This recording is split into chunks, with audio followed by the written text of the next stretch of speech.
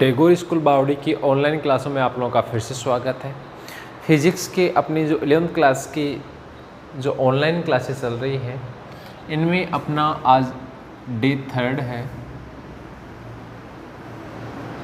हम लोग डे 3 में चैप्टर फर्स्ट पढ़ रहे हैं और अपना चैप्टर फर्स्ट जो चल रहा है वो है भौतिक जगत।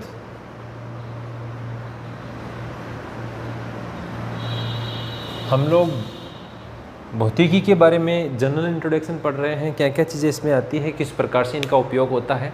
देखो, अपने पीछे अपन ने पढ़ा था, उसमें अपनी जो कड़ी है उसको आगे अपन बढ़ा रहे हैं और उसमें अपना जो अगला पॉइंट है वो है भौतिकी, प्रौद्योगिकी और समाज।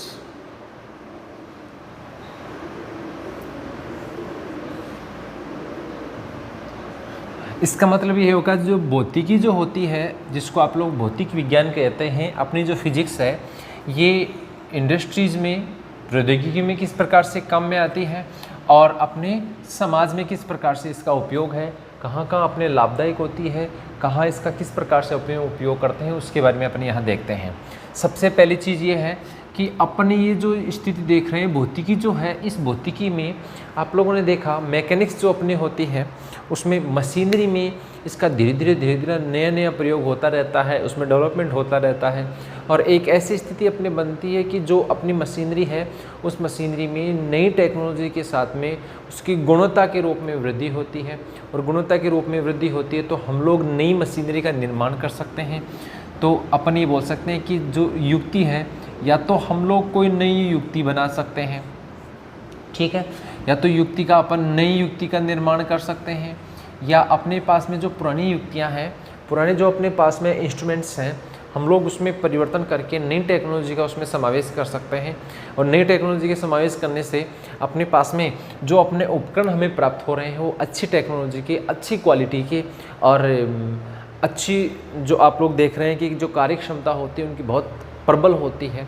तो अच्छी कुशलता के लिए, कार्य क्षमता को अपन बढ़ाने के लिए, इन सब के लिए अपनी भौतिकी बहुत आवश्यक है। तो भौतिकी के द्वारा अपन इंडस्ट्रीज़ में नई युक्ति के निर्माण कर सकते हैं, पुरानी युक्ति में परिवर्तन कर सकते हैं, उसमें जो तकनीकी काम में ली जाती है उसमें परिवर्तन किया जा सकता है, जो धीरे धीरे अपनी विकास हो रहा है। अब ये तो हो गया, चलो इंडस्ट्रीज़ में तो काम में आ जाती है, प्रौद्योगिकी में तो ये काम में आती है, लेकिन हमारे लिए मोस्ट क्या है कि ये समाज में किस प्रकार से इसका उपयोग होता है, समाज में किस प्रकार से ये काम में आती है। तो देखो, अपन जो भी आप लोगों के नई युक्तियाँ बना रहे हैं, नए इंस्ट्रूमेंट्स आप लोग बना रहे हैं, या आप लोग ये देख रहे हैं कि जो अपना पुराना इंस्ट्रूमेंट है उसमें नई टेक्नोलॉजी आप लोग डाल रहे हैं, तो इन सब से हमारा जो सामाजिक जीवन है, अपन बोल सकते हैं कि अपना जो दैनिक जीवन है, दैनिक जीवन का स्तर, दैनिक जीवन का जो स्तर होता है उस दैनिक जीवन के स्तर में इम्प्रूवमेंट हो सकता है, या अपन बोल सकते हैं कि इसमें इसका विकास हो सकता है, दैनिक जीवन में इसका विकास हो सकता है। तो अपन बात करें अपना जो दैनिक जीवन है, ये दैनिक जीवन धीरे धीरे जब बढ़ेगा, कब बढ़ेगा, जब नई टेक्नोलॉजी आएगी। नई टेक्नोलॉजी आएगी तो हमारे जो प्रौद्योगिकी होती है, इन प्रौद्योगिकी में विकास होगा, हमारे जीवन स्तर में भी सुधार होगा। अपन बात करते हैं, जैसे अपन उदाहरण लेके देखते हैं कि प्रौद्योगिकी में कौन कौन सी ऐसी इंडस्ट्रीज़ हैं, कौन कौन से अपने क्षेत्र होते हैं जहाँ क्या क्या चीज़ें किस प्रकार से काम में आती हैं, कौन कौन से सिद्धांत काम में आते हैं। देखना, अपन बात करें सबसे पहले, जैसे अपने एक छोटा सा उदाहरण होता है, अपन इंजन की बात करें। सबसे पहला उदाहरण मैं ले रहा हूँ आप लोगों के एग्जाम्पल के रूप में इंजन जो है, इस इंजन में आप लोगों को पता है कौन सी तकनीकी काम में ली जाती है, कौन सा सिद्धांत इसमें उपयोग किया जाता है। इसमें सिद्धांत है होता है ऊष्मागतिकी। कौन सा सिद्धांत इसमें काम में आता है? ऊष्मागतिकी के आधार पर इस इंजन में आप लोगों ने पहले देखा होगा, पहले भाप इंजन चला करता था, उसके बाद में आप लोगों के डीजल इंजन आ गया और डीजल इंजन के बाद में पेट्रोल इंजन हो गया और पेट्रोल इंजन के बाद में आप लोगों ने देखा होगा सीएनजी इंजन आ गए। तो धीरे धीरे इनकी क्वालिटी बढ़ती जा रही है, इनकी कार्य क्षमता में वृद्धि हो रही है। आप लोगों ने देखा होगा पहले के समय में जो इंजन चला करते थे ज़्यादा तो प्रदूषण किया करते थे, ठीक है, ज़्यादा ईंधन की आवश्यकता होती थी और ज़्यादा ईंधन का उपयोग होने के बावजूद भी हमें जो कार्य होता था बहुत ही कम मात्रा में प्राप्त होता था। लेकिन जैसे जैसे अपने यहाँ तकनीकी बढ़ रही है, तकनीकी बढ़ने के साथ में हमारे जो इंजन होते हैं उन इंजनों की कार्य करने की क्षमता बढ़ रही है। तो हमारे पास में ये चीज़ें यहाँ तक क्लियर होगी। अब अपन आगे देखते हैं कि ये जो आप लोगों के पास में इंजन है, इंजन के अलावा अपन बात करें तो जैसे रेडियो हो गया, आप लोगों के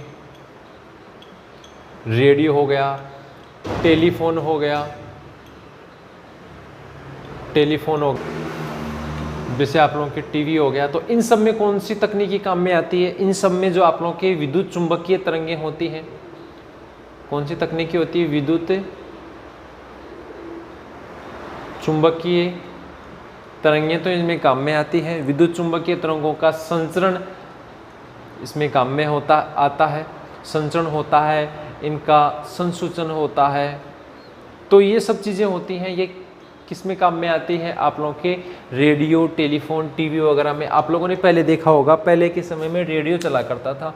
रेडियो में आप लोगों के जो चैनल चला करते थे, एक आकाशवाणी हुआ करता था। आजकल आप लोगों के रेडियो की अलग अलग चैनल हो गए, जो नई तकनीक के आधार पर, आधुनिकता के आधार पर इसको डेवलप किया गया है। टीवी की अपन बात करें तो टीवी में पहले के समय में अपन देखा करते थे कि एक ही चैनल आया करता, दूरदर्शन। दूरदर्शन में भी आप लोगों को इसको DD1, DD2 बनाया गया, फिर DD2 को DD न्यूज़ बनाया गया। जैसे जैसे आप लोग देख रहे हैं कि आज की स्थिति ऐसी होगी, आप लोगों के मनोरंजन के लिए हो गए, अपने फिल्म इंडस्ट्रीज के लिए हो गए, कई प्रकार के सीरियल वगैरह आते हैं। तो इसको भी, टीवी को भी आप लोगों के इस प्रकार से डेवलप कर दिया। और फिर उसके बाद में जो आप लोगों के डिश वगैरह आ गए, वायर वाले डिश आ गए। आज की तो टेक्नोलॉजी ऐसी है कि विदाउट वायर के सेटअप बॉक्स आने लग गए।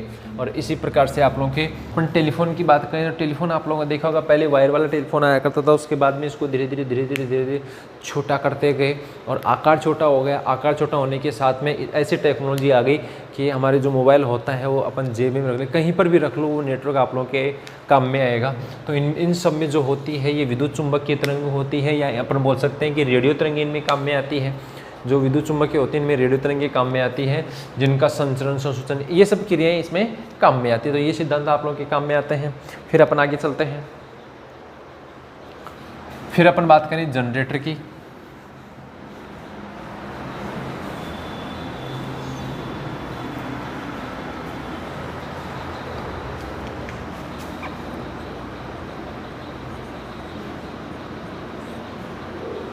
जो जनरेटर होता है, इस जनरेटर में आप लोगों ने देखा होगा में आता है विद्युत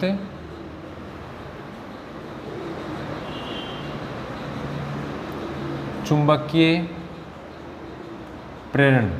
कौन सा सिद्धांत काम में आएगा इसका? इसमें विद्युत चुंबकीय प्रेरण का सिद्धांत इसमें काम में आता है। फिर अपन बात करें आगे तो आप लोगों के पास में फिर हो गया आप लोगों के नाभिकीय रिएक्टर, जिसको आप लोग बोल सकते हैं परमाणु भट्टी।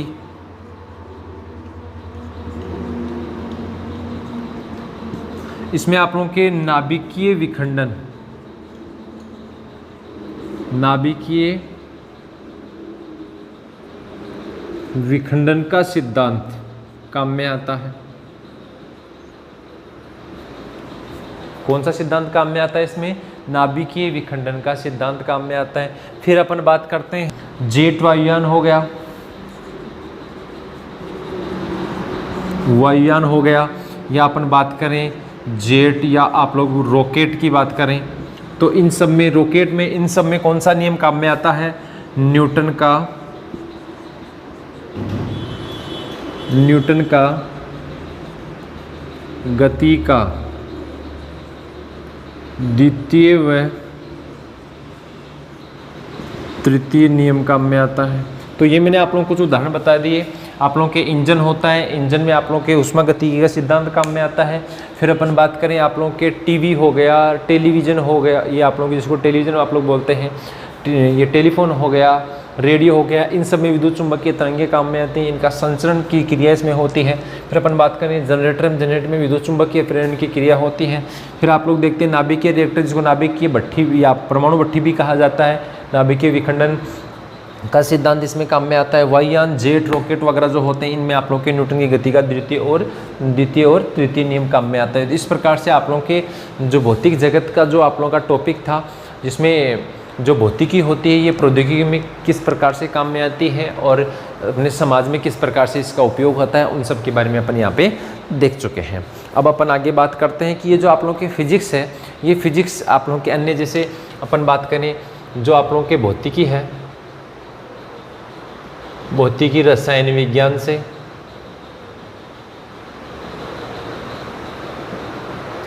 दूसरी अपन बात करें तो आप लोगों के जीव विज्ञान से, तीसरी अपन बात करें तो आप लोगों के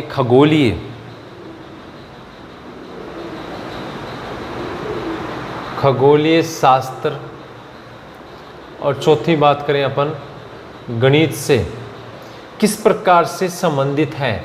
इनमें आपस में रिलेशन देखेंगे, भौतिक विज्ञान का रसायन विज्ञान के साथ में क्या रिलेशन होता है। फिर अपन बात करें कि भौतिकी का जीव विज्ञान से क्या रिलेशन होता है। फिर अपन बात करें खगोलीय शास्त्र का और फिजिक्स का क्या रिलेशन है, और गणित का और आप लोगों के फिजिक्स का क्या रिलेशन है। अब देख लेते हैं इसमें। पहला पॉइंट अपन लेते हैं, या पहले तो हेडिंग देख लेते हैं, भौतिकी का अन्य विज्ञान की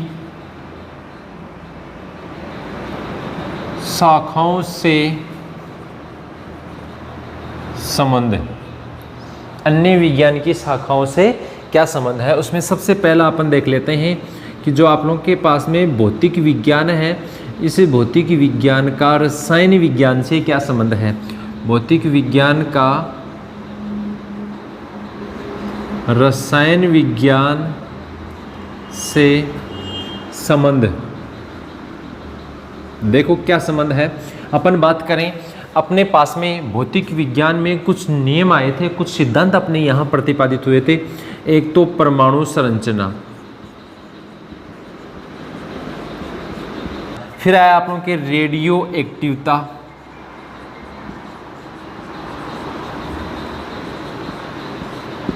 क्या है आप लोगों के रेडियो एक्टिवता। एक आया आप लोगों के पास में एक्स किरणों का विवर्तन,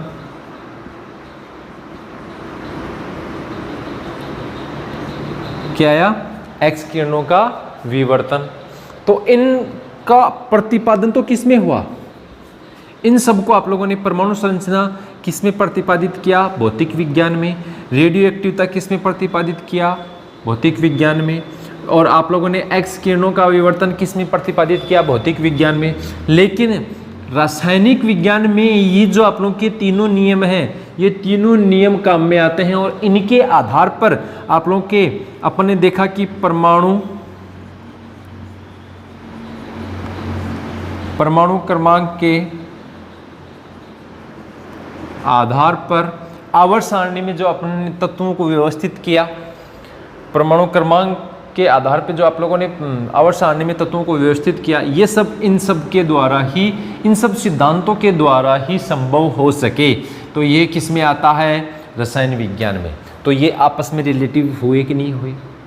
तो भौतिक विज्ञान से केमिस्ट्री विज्ञान रिलेटिव है, दोनों एक दूसरे में रिलेशन रखते हैं, दोनों में एक दूसरे में संबंध है। देख लिया पहला। दूसरा अपन देख लेते हैं, दूसरा अपना जीव विज्ञान। जीव विज्ञान की अपन बात करें,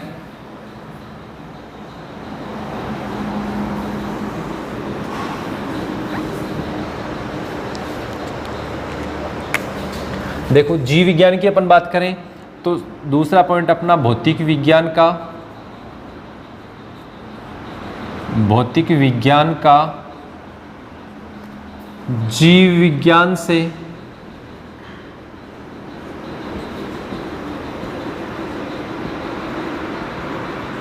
संबंध।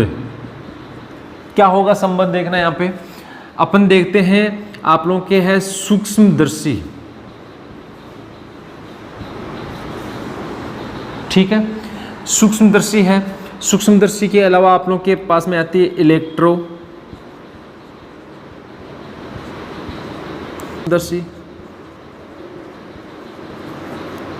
इनसे हम लोग क्या करते हैं, ये जैविक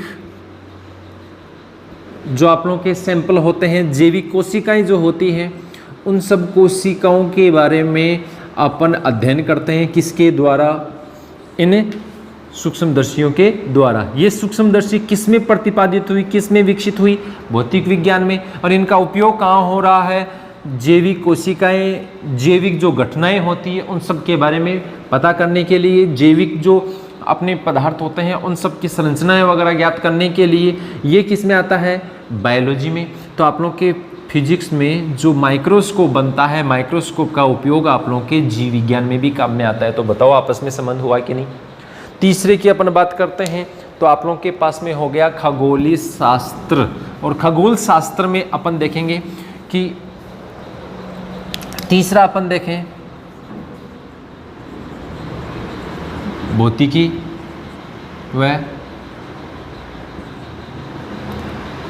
खगोल शास्त्र में संबंध।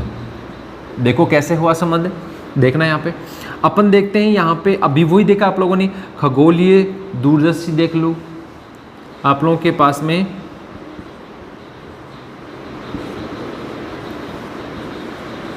खगोलीय दूरदर्शी का प्रतिपादन तो किस में हुआ? फिजिक्स में। और खगोलीय जो दूरदर्शी होती है ये क्या देखने के काम में आती है? ग्रहों की स्थिति या बहुत अधिक लंबी दूरी का आकलन करने के काम में आती है। ये किस में आता है? ये सब आता है आप लोगों के खगोल शास्त्र में। ये आप लोगों के पास में भौतिक विज्ञान में खगोल, ये आप लोगों के दूरदर्शी आती है जिसको आप लोग टेलीस्कोप कहते हैं। और इनका उपयोग किस में होता है? खगोल शास्त्र में। बोलो आपस में रिलेशन हुआ कि नहीं? अपन देख लेते हैं आगे चौथा आप लोगों के गणित में। जो आप लोगों के गणित के जो सूत्र होते हैं, इन सूत्रों का संबंध किस में होता है? भौतिक विज्ञान में काम में आता है। तो ये जो आप लोगों के गणितीय सूत्र होते हैं, इन गणितीय सूत्रों का उपयोग किस में होता है? भौतिक विज्ञान में। किस में होता है? भौतिक विज्ञान में। तो मैथ और ये गणितीय सूत्रों का उपयोग भौतिक विज्ञान में होता है, इसलिए गणित को भौतिक विज्ञान की रीढ़ की हड्डी भी कहा जाता है। क्या कहते हैं?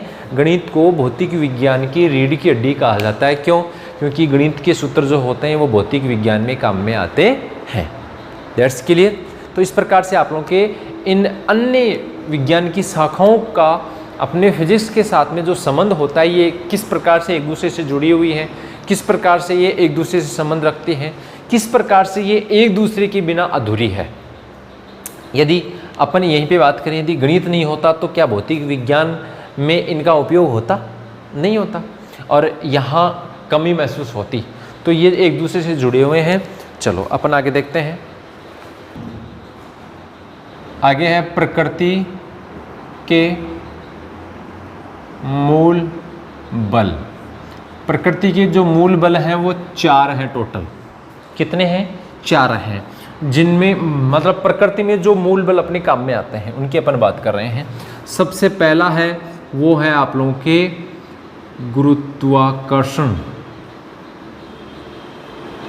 गुरुत्वाकर्षण बल,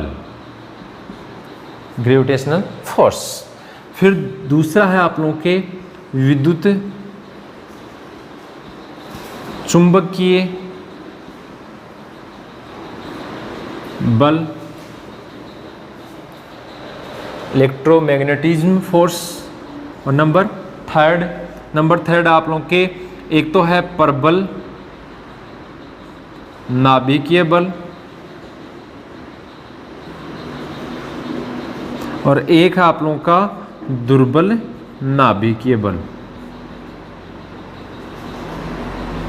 नाभिकीय बल आप लोगों के 2 प्रकार के हैं, एक प्रबल है, एक दुर्बल है। तो अपन इस वीडियो में केवल एक इस गुरुत्वाकर्षण बल का ही जिक्र करेंगे, वरना फिर वीडियो बहुत लंबा हो जाएगा।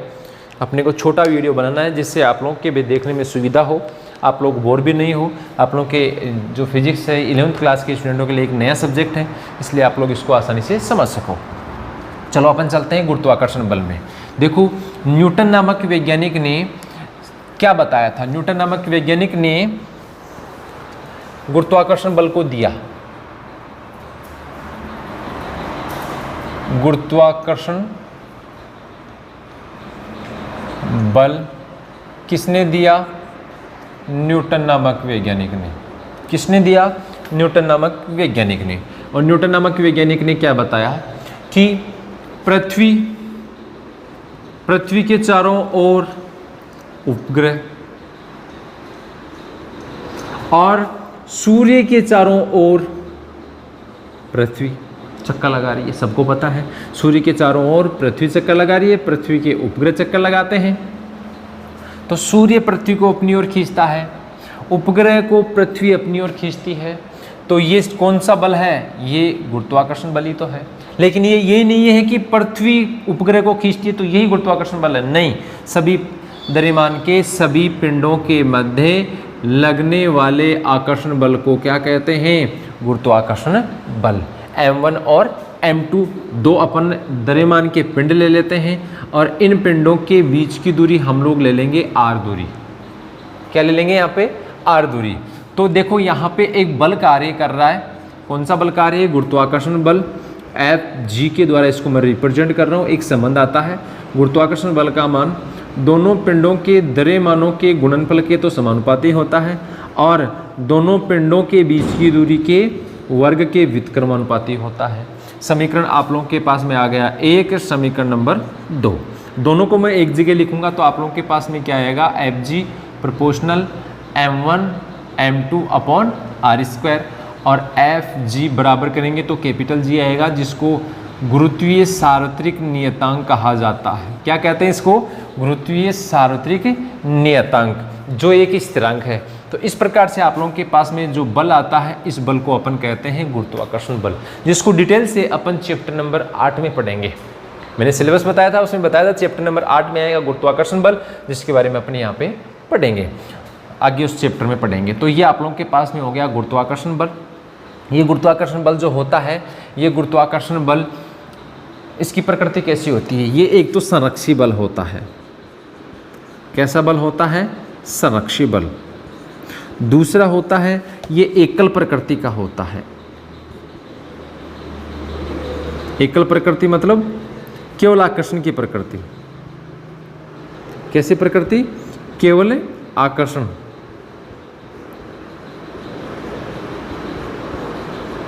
केवल आकर्षण की प्रकृति रखता है। तीसरा अपन बात करें, तीसरे पॉइंट की अपन बात करें, तीसरे पॉइंट की अपन बात करें तो ये केंद्रीय बल होता है। केंद्रीय बल होता है। चौथी की बात करें तो ये दुर्बल बल होता है, मतलब इसका प्रभाव कम होता है। पांचवें की अपन बात करें तो ये बहुत अधिक दूरी तक काम करता है, ठीक है। और छठवें की अपन बात करें तो ये व्युत्क्रम वर्ग नियम का पालन करता है। देखो ये मोस्ट है आप लोगों के लिए, और तो सब नॉर्मल है, आप लोग पढ़ेंगे आगे। ये इसलिए है क्योंकि अभी आप लोगों ने निकाला Fg समानुपाती 1/r²। ये क्या है? व्युत्क्रम वर्ग नियम है। तो ये व्युत्क्रम वर्ग नियम का पालन करता है, बहुत अधिक दूरी तक काम करता है, ठीक है। ये दुर्बल बल होता है, मतलब दूसरे बलों की तुलना यदि अपन करते हैं, विद्युत चुंबकीय बल हो गए, आप लोगों के नाभिकीय बल हो गए, उनसे तुलना करते हैं तो ये बहुत ही कमजोर बल है, इसका प्रभाव उतना नहीं रहता। केंद्रीय बल है, मतलब ये केंद्र की ओर लगता है, इसलिए केंद्रीय बल कहलाएगा। इसकी प्रकृति एकांक होती है, केवल आकर्षण का ही काम करता है, प्रतिकर्षण नहीं करता। यह आप लोगों के संरक्षी बल होता है। संरक्षी बल का मतलब क्या होता है कि जैसे अपन किसी अपन बात करें, या तो अपन एक तो दो रास्ते हैं अपने पास में, एक तो शॉर्टकट है, एक घूम के है, तो दोनों में कार्य करना पड़ेगा। चाहे आप लोग किसी भी रास्ते से ले जाओ, दोनों में आप लोगों को कार्य करना पड़ेगा। तो ये संरक्षी बल है। आगे डिटेल से और आएंगे आप लोगों के। तो इस प्रकार से आप लोगों का जो वीडियो थर्ड है, जो आप लोगों के चैप्टर फर्स्ट का वीडियो थर्ड जो चल रहा है, वो आप लोगों के कंप्लीट हो गया। आगे हम लोग वीडियो फोर्थ में इसके कुछ बची हुई चीज़ें हैं वो और देखेंगे। चलो ठीक है।